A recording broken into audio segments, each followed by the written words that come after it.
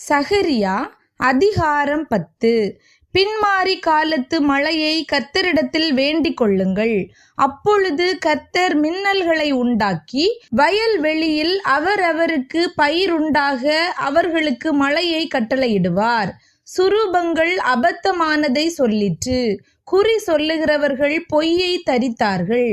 சொப்பனக்காரர் வீணானதை சொல்லி வியர்த்தமாக தேற்றரவு பண்ணினார்கள்.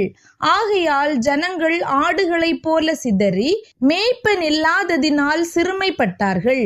மேய்ப்பருக்கு விரோதமாக என் கோபம் மூண்டது, கடாக்களை தண்டித்தேன். சேனைகளின் கர்த்தர் யூதா வம்சத்தாராகிய தமது மந்தையை விசாரித்து அவர்களை யுத்தத்திலே தமது சிறந்த குதிரையாக நிறுத்துவார்.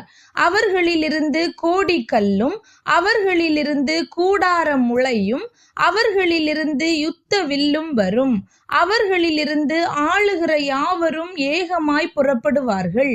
அவர்கள் யுத்தத்திலே தங்கள் சத்துருக்களை வீதிகளின் சேற்றில் மிதிக்கிற பராக்கிரமசாலிகளைப் போல இருந்து யுத்தம் பண்ணுவார்கள்.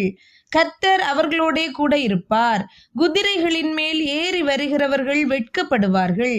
நான் யூதா வம்சத்தாரை பலப்படுத்தி யோசேப்பு வம்சத்தாரை ரட்சித்து அவர்களை திரும்ப நிலைக்க பண்ணுவேன். நான் அவர்களுக்கு இறங்கினேன். அவர்கள் என்னால் ஒரு காலும் தள்ளிவிடப்படாதவர்களைப் போல் இருப்பார்கள். நான் அவர்களுடைய தேவனாகிய கர்த்தர். நான் அவர்களுக்கு செவி கொடுப்பேன். எப்பிராயீமர் பராக்கிரமரை போல இருப்பார்கள்.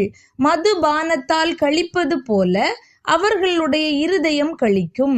அவர்களுடைய பிள்ளைகளும் அதை கண்டு மகிழுவார்கள். அவர்கள் இருதயம் கர்த்தருக்குள் களி கூறும். நான் அவர்களை பார்த்து பயில் போட்டு அவர்களை கூட்டிக் கொள்ளுவேன். அவர்களை மீட்டு கொண்டேன். அவர்கள் பெருகி இருந்தது போலவே பெருகி போவார்கள்.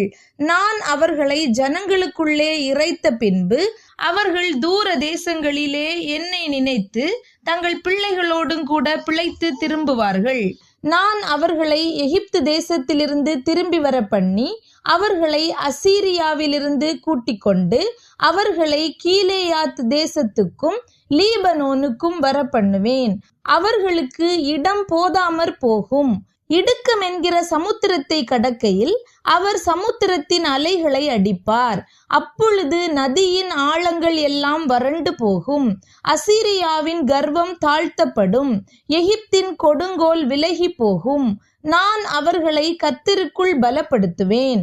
அவர்கள் அவருடைய நாமத்திலே நடந்து கொள்ளுவார்கள் என்று கர்த்தர் சொல்லுகிறார்.